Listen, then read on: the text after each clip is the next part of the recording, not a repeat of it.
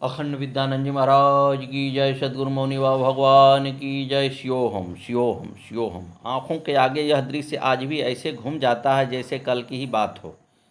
जन्मभूमि कोडरिया में पहली बार गुरु पूर्णिमा का आयोजन हुआ। बुलंदशहर से मौनी बाबा 10 जुलाई की रात 12 बजे कोडरिया कुटी पर पहुँचे। सुबह सुबह उन्होंने पूरे गांव का परिक्रमा किया। आगे आगे बाबा चल रहे थे और पीछे पीछे भक्त दौड़ रहे थे। मौनी बाबा की चाल इतनी तेज थी कि जवानों को भी उनके पीछे दौड़ना पड़ता था। उनके आने से पहले गांव में आपस में बैर भाव वैमनस्य रहा करता था। इस परिक्रमा के बाद वह न जाने कहाँ तिरोहित हो गया। गुरु भक्ति में ऐसे मगन हुए सब कि बैर भूल कर गुरु के चरणों में सब एक हो गए। सारे गांव में प्रेम व शांति का समुद्र ही उमड़ पड़ा। जब तक मौनी बाबा रहे भक्त उमंग उत्साह से भरे रहे। दिन रात उनसे मिलने वालों का तांता लगा रहा। बाबा ने सबको बहुत स्नेह दिया। ऐसा उत्सव व भक्तों का भाव था लगा कि जैसे सारी प्रकृति भक्ति रस में सराबोर झूमती है। अब आया विदाई का समय। वह दृश्य तो भुलाए नहीं भूलता। मौनी बाबा गाड़ी में बैठकर चले और पुलिया तक पहुँचे कि लोगों ने उन्हें घेर लिया और रास्ता रोक कर प्रार्थना करने लगे कि प्रभु यहाँ से मत जाइए, कुछ और रुक जाइए। बाबा कुछ देर तो बैठे रहे, फिर गाड़ी की खिड़की खोलकर उन्होंने डांटा, रास्ता छोड़ो। डांट खाकर लोगों की सिट्टी बिट्टी गुम हो गई और गाड़ी के सामने से हट गए। धीरे धीरे गाड़ी आगे बढ़ी। बहुत ही धीमी रफ्तार से सेठ अरुण ने गाड़ी चलाई। पीछे पीछे हजारों की भीड़ थी। कम से कम 10,000 लोग तो रहे होंगे। गाड़ी की रफ्तार धीमी देखकर भक्त जल्दी जल्दी बढ़ जाए और तीन ओर से गाड़ी को घेर कर साथ साथ चलने लगे। गाड़ी धीरे बढ़ रही थी। लोग रो रहे थे, मनोहार कर रहे थे, शियोहम बोल रहे थे। उनके हृदय में मौनी बाबा के प्रति अपार भाव था। भीड़ के पीछे 10 बसों की काफिला था जिसमें बुलंदशहर की ओर से आए भक्त बैठे थे। धीरे धीरे चंदौली आ गया। कोई भक्त लौटने का नाम नहीं ले रहा था। आखिर चंदौली से भी 2-3 किलोमीटर आगे बढ़ गए। तब मौनी बाबा ने गाड़ी रुकवा ली और बाहर निकल आए। एक एक भक्त ने उनके चरण स्पर्श किए। बाबा भी खड़े ही रहे। उन 10,000 लोगों ने में से एक एक बच्चे ने भी बाबा का चरण स्पर्श किया।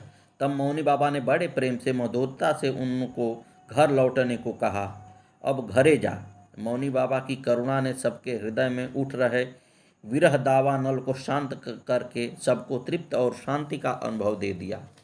सभी सुखी और संतुष्ट मन से घर को लौट आए और बाबा एक बार फिर यहाँ से चल पड़े अपनी कल्याण यात्रा में। सद्गुरुदेव भगवान की जय।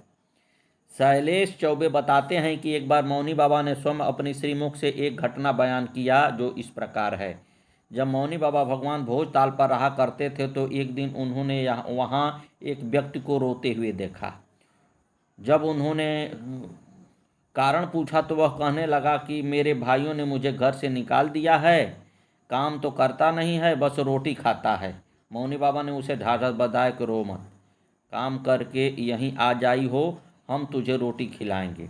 और बाबा ने उसे पूरे 1 वर्ष प्रतिदिन भोजन खिलाया।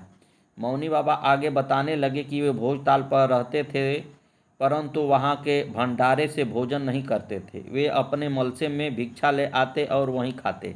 एक दिन वहाँ जो पुजारी रहा करते थे उन्होंने पूछ लिया, आप भंडारे में क्यों नहीं खाते? बाबा ने उनको बताया कि हमको तो भगवान पहले ही दे देते हैं। तब ये पुजारी कहने लगे, अच्छा तो एक दिन हमें भी भोजन कराइए, भगवान क्या देते हैं हम भी देखें। सो अगले ही दिन वे आ पहुँचे। बाबा ने पूछा, क्या खाओगे? पुजारी बोले, कढ़ी चावल। मौनी बाबा ने मलसे में से उनकी थाली में कढ़ी उछील दी और फिर चावल निकाल कर दिया। भोजन गर्मा गर्म था। पुजारी ने जो जो मांगा बाबा ने उन्हें मलसे से निकाल कर दिया। वे मौनी बाबा के चरणों में गिर पड़े और कहने लगे, भगवान आपको पहचाना नहीं, हमारा सब अपराध क्षमा कीजिए। मूढ़ा खेड़े में एक स्वामी जी रहा करते थे। एक बार वे मौनी बाबा के लिए कहने लगे, उनका हम झंडा उखाड़ देंगे। किसी व्यक्ति ने मौनी बाबा से आकर बताया तो बाबा एकदम मूढ़े से उठ खड़े हुए और गरजे, हम जहाँ बैठे हैं पत्ते पत्ते पर शिवोहम लिख कर दिखा देंगे। उधर वे स्वामी जी घबरा गए और फिर उन्होंने मौनी बाबा से आकर क्षमा मांगी। आगे एक घटना का उल्लेख करते हुए शैलेश चौबे बताते हैं कि घटना उस समय की है जब जन्मभूमि में मौनी बाबा की कुटी पर निर्माण हुआ था। कुटी बनकर तैयार हो गई थी। मौनी बाबा ने भंडारे करने के लिए अनुमति दे दी। गुरुजी उस दिन शाम से ही चादर ओढ़कर सो रहे थे। भंडारे की तैयारी में भक्त लोग जुटे थे। अगले दिन भंडारा शुरू हुआ। जनता धीरे धीरे बढ़ने लगी। सबको आश्चर्य लगा कि इतने लोग कहाँ से आए चले आए। हजारों की तादाद में लोगों ने प्रसाद पाया। जब कुछ लोगों से पूछा गया को आपको कैसे पता चला आज यहाँ भंडारा है, तब मौनी बाबा की ओर इंगित करके सभी ने यही बात कही कि शाम को ये महात्मा जी स्वयं जाकर निमंत्रण दिए थे कि सुबह भंडारा है, आकर प्रसाद ले लेना। मौनी बाबा से जब पूछा गया कि बाबा ये तो बता रहे हैं कि आप देकर आए हैं निमंत्रण, तो वे कहने लगे, अरे हम का जानी हो, अरे गईल हुई कोई महात्मा। एक बार उन्होंने शैलेश चौबे को बताया, अरे भोजताल पर केहू महात्मा ना टिके अकेले, हम रहे। ब्रह्मा विष्णु महेश भी दर्शन को आए। शैलेश चौबे ने बताया कि बातचीत के दरमियान उन्होंने ऐसी घटना का जिक्र किया जिससे पता चलता है कि पुराणों में वर्णित महर्षि इत्यादि आज भी किसी न किसी को दर्शन दे देते हैं। उन्होंने बताया कि वे उस समय मौड़ी और खैरपुर के बीच एक बाग में रहते थे।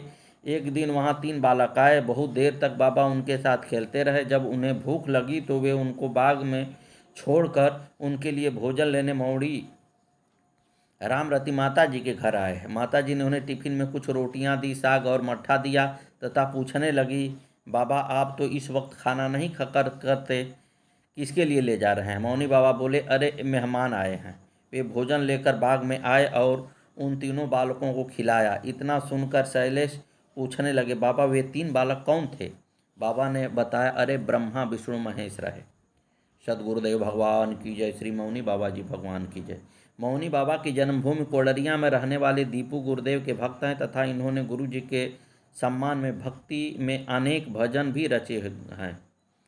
गुरुदेव की शक्ति का बखान करते हुए दीपू बताते हैं कि इनके पिता सुनील सिंह का एक्सीडेंट हुआ था और ब्रेन हैमरेज हो गया था। तभी से इनके पिताजी को दौरा आता था। वे गिर जाते थे और उनके दांत लग जाते थे। कभी कभी जीभ भी कट जाती थी। उस समय दवा पर ही चल रहे थे। उसी बीच मौनी बाबा भगवान कोडरिया आने जाने लगे थे।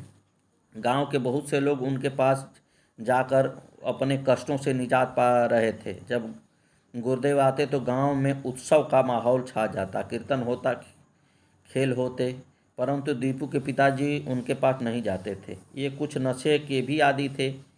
आजी के बहुत समझाने कहने पर आखिर वे गए। रोग से परेशान हाल तो थे ही। गुरुदेव ने इनको गुरु मंत्र दिया, आश्रम से जल पढ़वा कर दिया।